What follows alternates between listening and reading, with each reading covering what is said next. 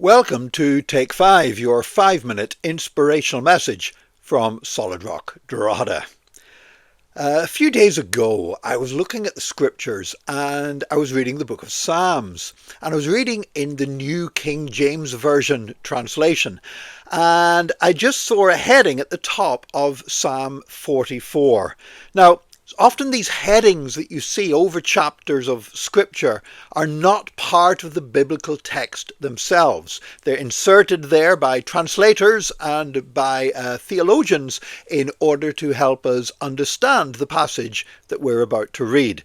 But I thought it was very perceptive what it said, because the heading over Psalm 44 says, "Redemption remembered in present dishonour." And it speaks about Israel and how Israel was suffering at this time, had suffered some defeats militarily, and they were having to come back and remind themselves that God had saved them in the past and God would restore them and save them again. However, what really struck me was what it said next, because it said, "Redemption remembered in present dishonour." And then there was the next little bit is part of the biblical text. "To the chief musician, a contemplation of the sons of Korah."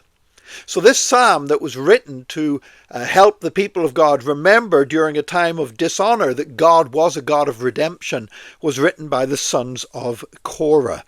And that's really significant, because I have spoken about the sons of Korah in a previous Take 5.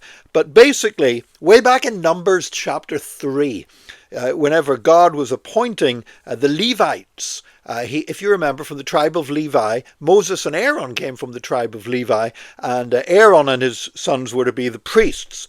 But the rest of the Levites were appointed to be the temple servants, basically. They looked after the Ark of the Tabernacle and later the temple and everything else. And one of these sons was Kohath, and his grandson was Korah. And we read in the Old Testament that Korah, he basically organized a rebellion against Moses and Aaron and said, why should they be the only ones that can do all the priest stuff? And so Korah got together 250 rebels and went and tried to offer fire on the altar to God, but it was strange fire. It was fire that had not been authorized by the Lord. It was them acting on their own behalf. And God, in fact, consumed them by fire. Fire came forth from the altar and consumed them. And it was a dreadful end to Korah, to somebody who had been chosen and appointed to serve the Lord, ended up receiving judgment from the Lord and dying. However, Korah's sons were not involved in the rebellion. We don't know why. Maybe they were too young, or maybe they had more sense than to get involved in their father's rebellion against those whom the Lord had appointed. And now, no doubt for them it was difficult. No doubt for those boys it was difficult growing up knowing that their father had been destroyed by the Lord because of his sin and rebellion. No doubt they suffered dishonor among the rest of the Israelites because of who their father was. But nevertheless, they kept on serving God. And 7 generations down the line, one of the sons of Korah ended up 7 generations later being the prophet Samuel, the great prophet and judge over the people of Israel, and the one who anointed King David to become king over Israel.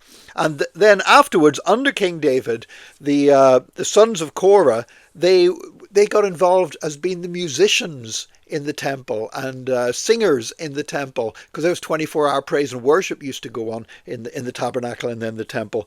And not only that, they were songwriters as well, and they wrote songs that we still sing today. We still use the lyrics of their songs today.